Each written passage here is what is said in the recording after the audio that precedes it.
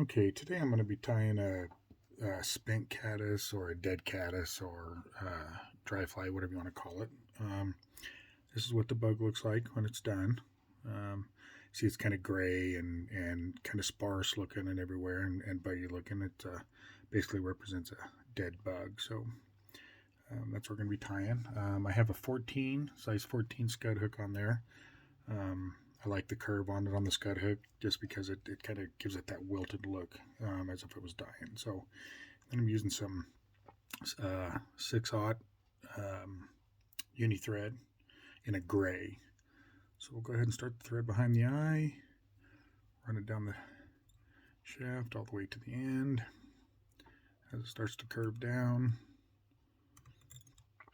Some people can break it off, some people just cut it off. I prefer to cut it off. I'm not very good at breaking it off like some people are. So, and then we put a little bit of wax on and we use a dubbing. I like this hairline dubbing. So it's a gray, it's a dark gray, really kind of a buggy looking gray. It's this hairline dubbing that I get, and it's this dark gray here that I'm using for this. And it just takes a little bit, and we make kind of a loose noodle here. Oh, I don't know, inch and a half long, not too tight because you want it to kind of be buggy looking and have all the stuff kind of flare out. So we just start there and kind of go and tighten it up a little bit as we go. And we go about 2/3 of the way up the hook, about there. Go ahead and tie it off because we're going to actually brush that out, so that's okay. So a little bit of Velcro, kind of brush it out on top, the sides there a little bit. Again, we want it to be kind of buggy because this is representing a dead bug. So, all right, a couple thread wraps, clean that up. Now we just take some of this old elk hair. As you can see that I use, this is just some old scrap. It's gray looking, and again, it's that mottled look. And it doesn't take very much with this at all, as with a dead bug. It doesn't take very much. So we'll cut some off of there. Clean out all the under hair, all the under fur, like that. Get it all cleaned up and put it in the stacker.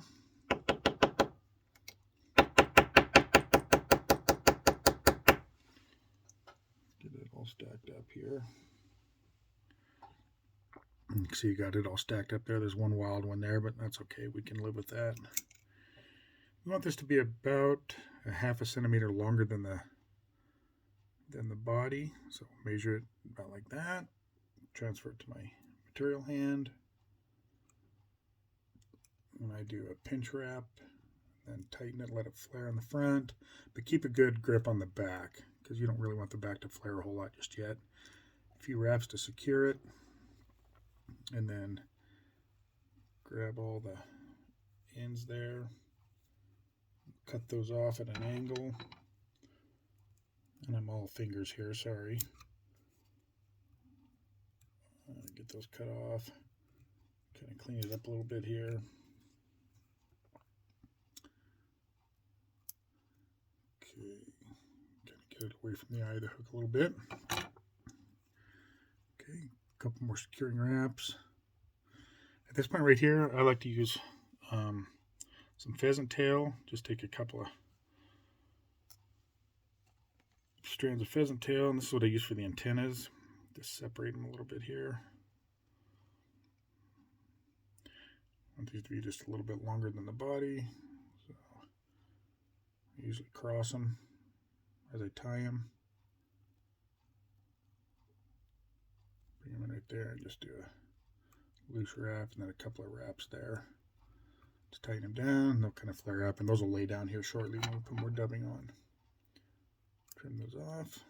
Looks like I got a little long one there. Be careful you don't cut your thread, which I've done plenty of times. All right, a little bit more dubbing on there. Some wax, always a good idea. About a 1-inch dubbing noodle on this one. This one I make just a little bit tighter. because we've already got kind of a head going on there. Sorry, I had a little bit extra there. So this one, you just start kind of back like this and back towards the body to help hold down those feathers, and just kind of come up through everything there. And as you end, kind of right behind the eye there, build a little bit of a head. I put some Sally Hansen hard as nails on, about 1 centimeter or so, like so.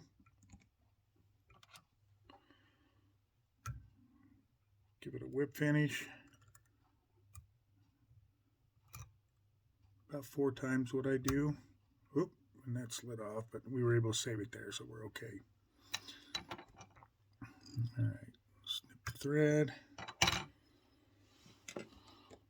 And then I take the Velcro here and just kind of tap it a little bit, brush it, kind of make things kind of stick out everywhere a little ways. Back, kind of pull those down. Okay, then I usually take my scissors and just run them up the antennas, kind of give them a curve so they go down the back of the body, kind of like that. And there you have it, a spent caddis. Really good dry fly.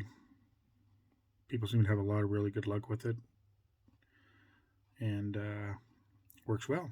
If you have any questions or comments, please leave them in there. And I'm just starting out doing this, so if you would, hit the like and subscribe, and we'll do more.